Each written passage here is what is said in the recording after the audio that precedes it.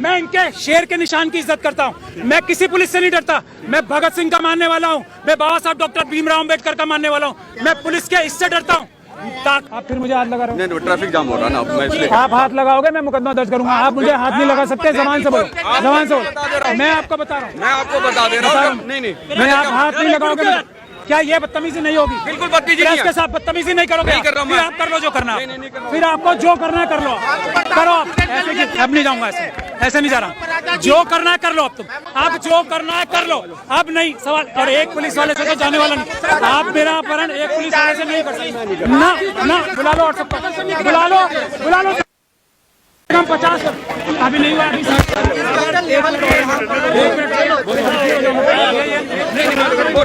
से अगर डराने का काम किया तो मेरी हत्या करने के लिए बोला ना, हत्या कर दो। डरूंगा नहीं, लेकिन मैं पुलिस से, मैं आपकी इज्जत कर रहा हूँ आपकी वर्दी की वजह से। मुझे डराने की कोशिश नहीं करेगा कोई। ये बात ध्यान से समझ लें अमित शाह साहब, मैं डरता नहीं हूँ।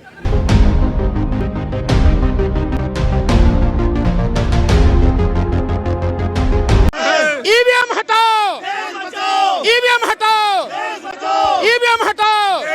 मुझे डराने की कोशिश नहीं करेगा कोई। ये बात ध्यान से समझ लें अमित शाह साहब, मैं डरता नहीं हूँ। मैं इनके शेर के निशान की इज्जत करता हूँ। मैं किसी पुलिस से नहीं डरता। 2024 का लोकसभा चुनाव किसी भी कीमत पर, मोदी जी भी सुन ले और इलेक्शन कमीशन भी सुन ले, होने नहीं देंगे ईवीएम से। चुनाव होगा 2024 का तो केवल और केवल बैलेट पेपर से होगा, इसके अलावा चुनाव होगा नहीं। अगर इस ईवीएम से निजात दिलाने के लिए, इस मोदी सत्ता से निजात दिलाने के लिए हम सारे के सारे लोग बलिदान भी हो जाएं, हमारी कुर्बानी भी हो जाए, कोई दिक्कत नहीं। ईवीएम पे पूरी दुनिया को भरोसा नहीं है और मोदी जी के ऊपर पूरे देश के लोगों को भरोसा नहीं है। अब आप बताइए क्या ईवीएम से चुनाव होने क्यों देंगे? देश की जनता ईवीएम से चुनाव होने क्यों देगी? नहीं होने देगी। आप इतना नाउम्मीदी ना रखें। आज तो ये बात साफ हो गई ना कि इलेक्शन कमीशन हमसे मिलना चाहता है, पुलिस हमें रोकना चाहती है। आज तो ये भी बात साफ निकल के आ रही है ना कि मोदी जी ने क्या कर रखा होगा, अमित शाह साहब ने क्या कर रखा होगा इलेक्शन कमीशन के साथ। वो भी एक विषय है जिसको हमें इन्वेस्टिगेट करना है। डर दिखा के इलेक्शन कमीशन को भी डरा रखा हो सकता है। आज ये बात साफ हो रही है कि इसी तरीके से जैसे हमें यहाँ पुलिस से दबाव बनाया जा रहा है, इलेक्शन कमीशन के ऊपर भी तो कहीं दबाव नहीं बना रखा अमित शाह साहब ने, मोदी जी ने। इस बात का भी आज खुलासा हो जाएगा। इलेक्शन कमीशन को भी अगर दबाव में है तो आजाद कराना उसको देश की जनता का काम है। आज हम इलेक्शन कमीशन को भी पुलिस के दबाव से, अमित शाह साहब के दबाव से, मोदी जी के दबाव से आजाद करने निकले। अरे इरादे हमारे बुलंद है हमेशा की तरह, जो कहा है वो करके दिखाएंगे। अगर सरकार डर गई है तो रोक ले, हमें मार दे गोली, हमें क्या चिंता वाली बात है। हमारे इरादे तो हमारे और सबूत हमारे पास है, तभी तो कह रहे हैं उन्हें दिखाओ। हम पूरी दुनिया को दिखाएंगे, सरेआम हैक करके दिखाएंगे किस तरह से तुम उसकी प्रोग्रामिंग करते हो, सेटिंग करते हो। इस पूरी दुनिया को दिखाएंगे हम। देश में 50 जगह हम करके दिखाएंगे। दिक्कत क्या है, डर किस बात का? दोनों हमें जो 150 हम मांग रहे हैं, ईवीएम वीवीपैट और जो आपकी जो कंट्रोलिंग मशीन है, दोनों हमें कह रहे हैं कि सील करके दे। देश के 50 जगह पर लाइव सबके सामने, मीडिया के सामने दुनिया को दिखाएंगे कि कैसे हैक होती है, कैसे इसकी प्रोग्रामिंग होती है और कैसे मोदी जी बार बार जीत जाते हैं। दिखाएंगे ना दुनिया को। ये जो इलेक्शन कमिश्नर फॉर्मर हैं वो सब आरएसएस के दबाव में हैं। हम उनको चैलेंज करते हैं कि वो जब हम 50 ईवीएम को हैक करके दिखाएंगे वो साथ रहे मौजूद, वरना अपनी जबान बंद रखें, झूठ बोलना बंद करें। नहीं, मैं इसके आतंकवादी संगठन है और सबसे बड़ी राजनीति, सबसे ज्यादा राजनीति आरएसएस ही करता है। नंबर एक। नंबर दूसरी, आप कह रहे हो इतने सारे लोग मैनेज नहीं हो सकते। पूरा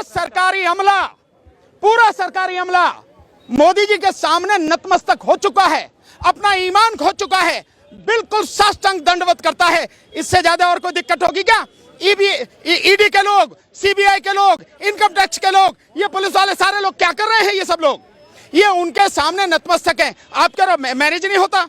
कौन कौन मैनेज नहीं होता? हर कोई मैनेज होता। अगर एक भी व्यक्ति ईमानदार होता, एक भी संस्था ईमानदार होती तो वो निष्पक्ष चुनाव कराती। इलेक्शन कमीशन निष्पक्ष होता तो स्वतंत्र, पारदर्शी और निष्पक्ष चुनाव कराए ना। हम यही तो बात कर रहे हैं। सवाल ये है कि जो बड़ी पॉलिटिकल पार्टी है वो विरोध क्यों नहीं कर रहे ना? तो कभी नीतीश कुमार को देखा, ना राहुल गांधी को देखा, ना मायावती को देखा। अरे इस देश की जनता से बड़ा कोई होता है क्या? इस देश की जनता सबसे बड़ी है, सबसे पहले है, सबसे ऊपर है। इससे बड़ा कोई विपक्ष नहीं है और बावजूद उसके आप कह रहे हैं कि बड़ी पॉलिटिकल पार्टियां नहीं कहती। इंडिया गठबंधन में जितनी भी 28 पार्टियां हैं, उन्होंने इलेक्शन कमीशन को लेटर लिखा नहीं लिखा कि जो वीवीपैट है, उस वीवीपैट में जो पर्ची है, वो पर्ची आप वोटर को दो और उसको उसमें डालने दो एक बॉक्स में, और उनकी 100% यानी 100% उसकी पर्ची की गिनती कराओ, क्योंकि वोट वही है। तो पॉलिटिकल पार्टियां कैसे नहीं बोल रही हैं? बोल रही हैं पॉलिटिकल पार्टियां। और यही नहीं, सिविल सोसाइटी के लोग बोल रहे हैं। सिविल सोसाइटी के लोग, आपको मालूम है सिविल सोसाइटी ने जो बनाई है, एक कमीशन बनाया, citizen commission on election report EVM और वीवीपैट पे, उन्होंने 11 पेज की रिपोर्ट बनाई है, जिसमें सुप्रीम कोर्ट के रिटायर्ड जज जस्टिस मदीन बी लोकुर उसके अध्यक्ष रहे हैं, और उसमें सुप्रीम कोर्ट के जजेस, हाई कोर्ट के रिटायर्ड जजेस, IAS officer, IPS officer, professors, ये आईआईटी एक्सपर्ट लोग हैं, उनकी पूरी रिपोर्ट है। निकाल के पढ़ो ना, उसमें नेट पे हासिल है। उन सब ने 6,500 लोगों ने साइन करके इलेक्शन कमीशन को दी है। इलेक्शन कमीशन को लोगों को भी बुलाया, एक आदमी इलेक्शन कमीशन से आया, बाकी कोई नहीं आया। और वो रिपोर्ट जो है उस पे संज्ञान लेने को तैयार नहीं है इलेक्शन कमीशन। सिटीजन कमीशन के जो लोग हैं, जो सिविल सोसाइटी के लोग हैं, उनसे मिलने को तैयार नहीं है। तो जो सिविल सोसाइटी के लोग हैं, जो आम जनता है, जो पॉलिटिकल पार्टियां हैं, सभी इस आवाज को उठा रही हैं, लेकिन इलेक्शन कमीशन बड़ी हठधर्मिता पर अड़ा हुआ है। एक मिनट में ये और आपको बता दूं, आज का जो ये हालात नजर आ रहे हैं, इससे हमें ऐसा लग रहा है कि इलेक्शन कमीशन को भी मोदी जी ने और अमित शाह साहब ने कहीं बंदी तो नहीं बना रखा।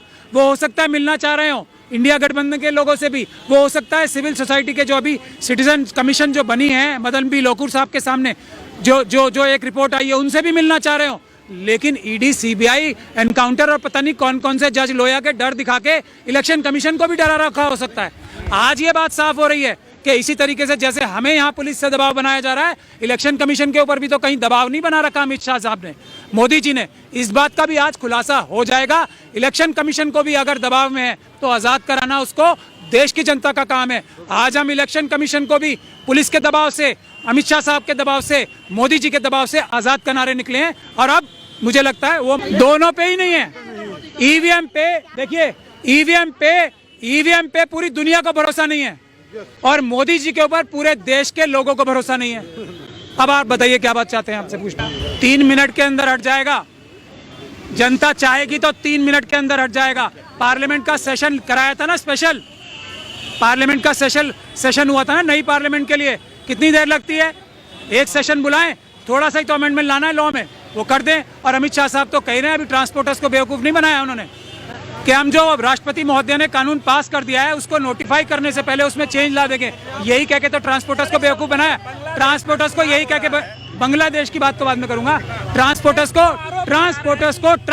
को बेवकूफ़ यही तो कह के बनाया है कि हमने जो पार्लियामेंट में लॉ पास हुआ है, प्रेसिडेंट साहिबा ने जिसपे मोहर लगा दी है, नोटिफाई करने से पहले हम उनसे बात करके उसको चेंज कर देंगे।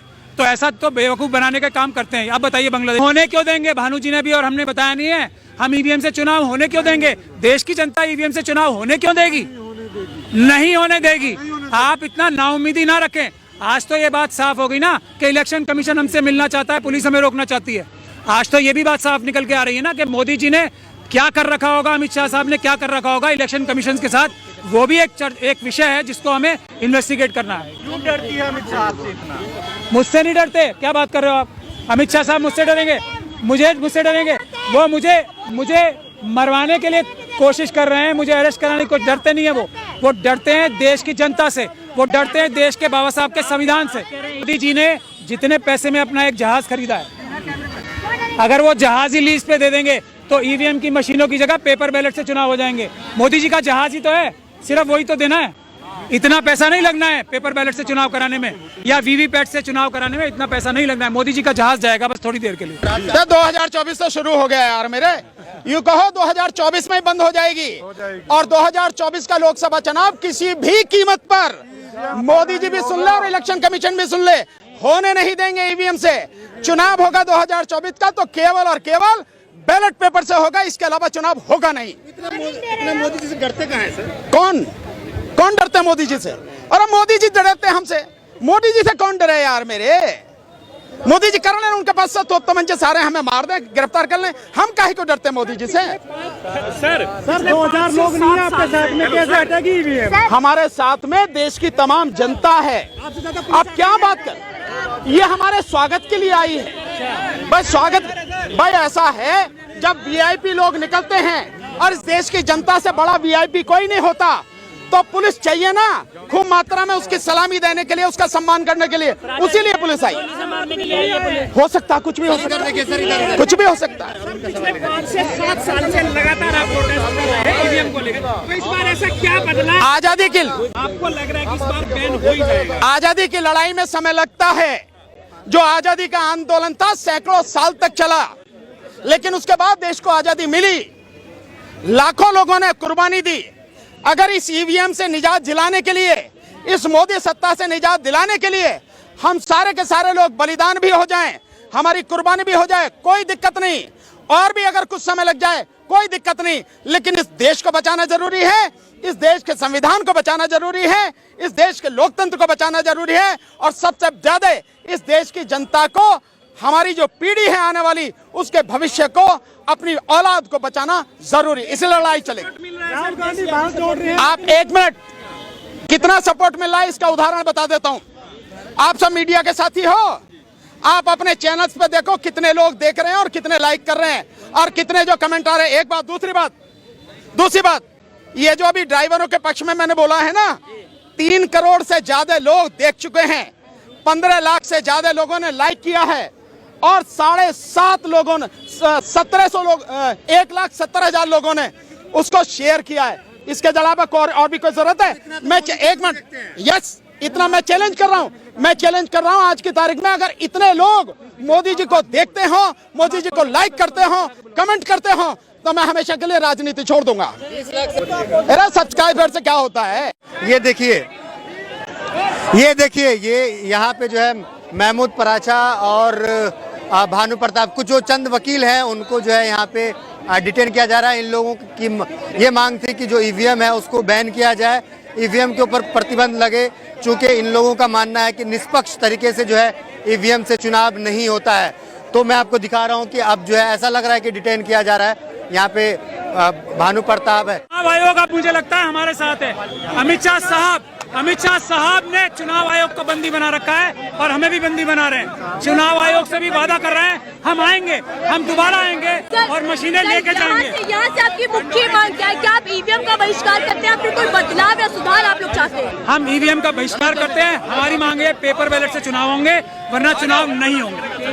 लेकिन 24 का चुनाव नजदीक है, ऐसे में आप लोग धरातल पर उतर चुके हैं, इसका कितना प्रभाव चुनावों पर पड़ने वाला है? 100% चुनाव पे पड़ेगा। जनता जान जाएगी कि ईवीएम से चुनाव कौन कराना चाहता है। जो बेईमानी कराना चाहता है वो ईवीएम से चुनाव कराएगा।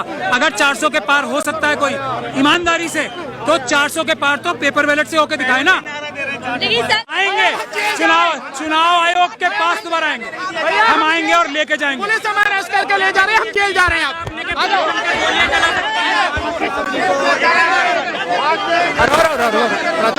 अभी 5 मिनट नहीं हुए, फिर नाटक मत करो।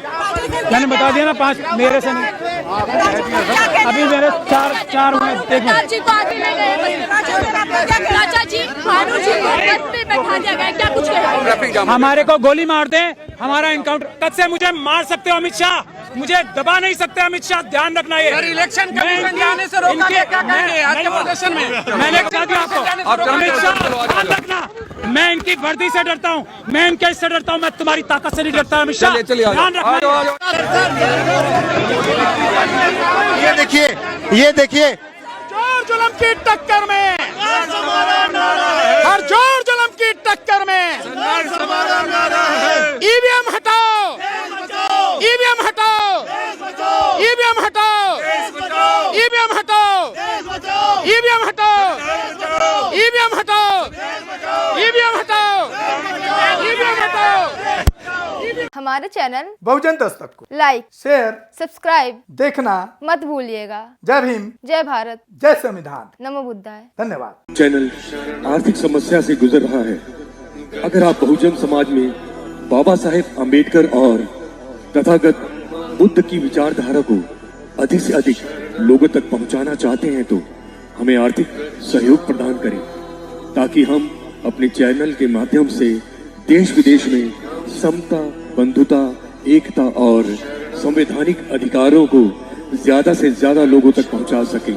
आप अपनी सहायता राशि नीचे लिखे खाते में जमा करा सकते हैं। खाता धारक गौतम रत्ना, खाता संख्या 3169576865 IFSC कोड SBIN 0060336, बैंक भारतीय स्टेट बैंक। आप हमारे बैंक खाते का विवरण स्क्रीन पर भी देख सकते हैं। जय भीम, जय भीम। मैं गौतम रत्ना आपका बहुजन फिल्म प्रोडक्शन में स्वागत करता हूं और आप हमारे प्रोडक्शन हाउस के अंदर अपना कैरियर बना सकते हैं as a film director, as a producer and actor and actress and editor and cinematographer also. अगर आपको फिल्म से रिलेटेड कुछ भी प्रोजेक्ट आपको बनवाना है तो हमारे पास में पूरा सेटअप है, जिसमें फिल्म कैमरा है, शूटिंग लाइट्स है और एडिटिंग है। सारा A to Z एक ही जगह पर आपको हमारे यहाँ पर मिल जाएगा। तो दोस्तों आप हमें कांटेक्ट कर सकते हैं हमारे नंबर्स पर 9810085714 और 8510005714। हमारे वेबसाइट पे विजिट कर सकते हैं www.filmserviceindia.com और हमें मेल भी कर सकते हैं gautamfilmsproduction@gmail.com पर। धन्यवाद।